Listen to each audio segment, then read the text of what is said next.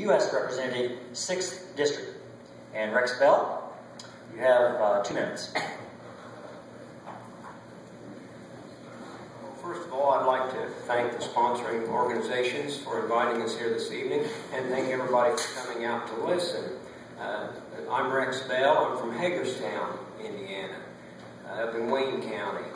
I've been married to my wife, Susan, for 36 years. She is an elected Libertarian judge of the county court in Hagerstown. We're the parents of 3 married children and 6 grandchildren. I've operated my own contracting business for 38 years, kept the family fed through all sorts of ups and downs in the economy, so we know how to adapt to that sort of thing. I'm running as a Libertarian because of the runaway federal government. Currently, our debt, the federal debt, is at $16 trillion. If Barack Obama and the Democrats are elected, in 4 years, the projected debt will be $21 trillion. If Mitt Romney and the Republicans are elected in 4 years, the debt will be approximately $21 trillion.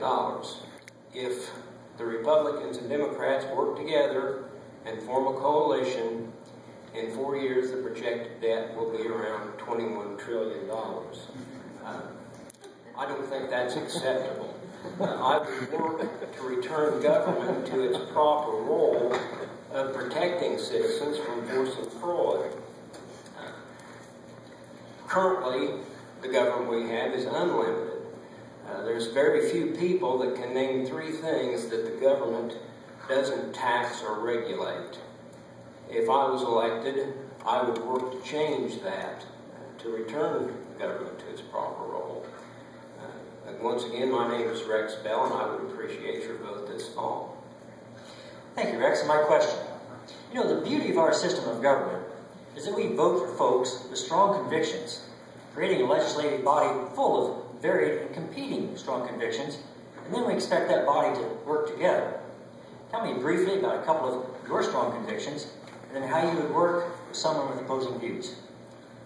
My strong convictions are for personal freedom and personal responsibility.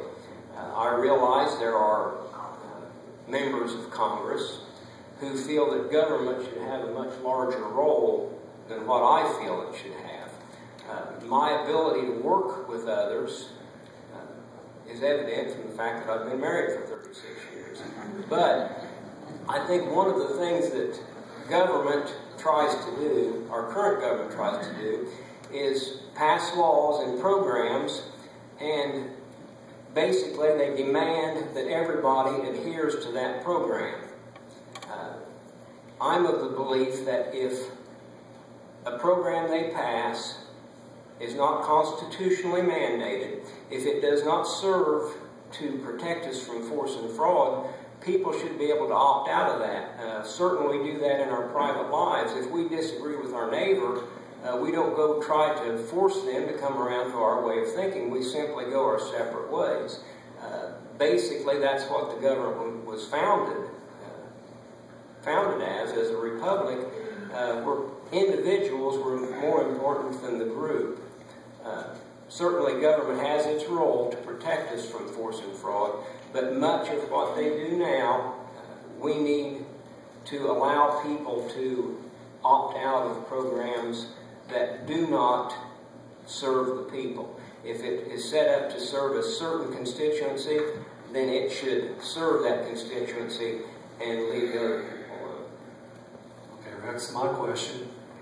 What would you do if you were elected to relieve the partisan gridlock on Capitol Hill? I think what I just discussed would relieve the partisan gridlock.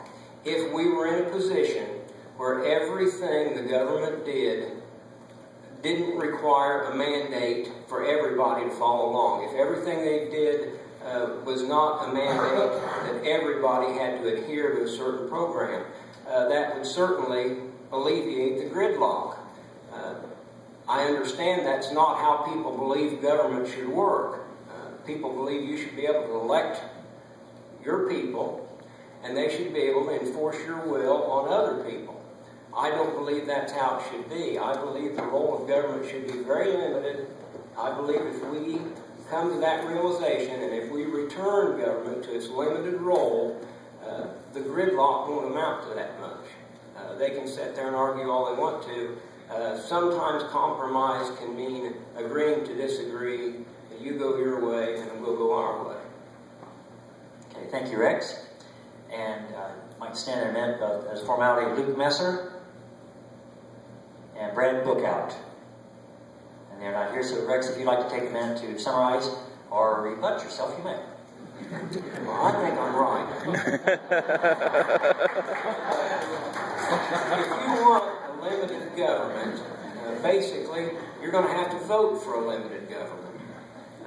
History has shown us time and again that you cannot vote for limited government by voting for the two old parties.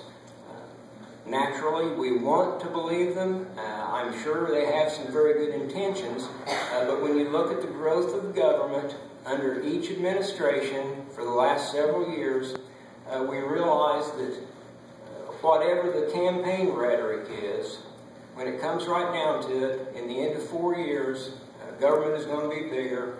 You're going to lose some more rights to the NDAA, to the Patriot Act. We're going to be farther in debt.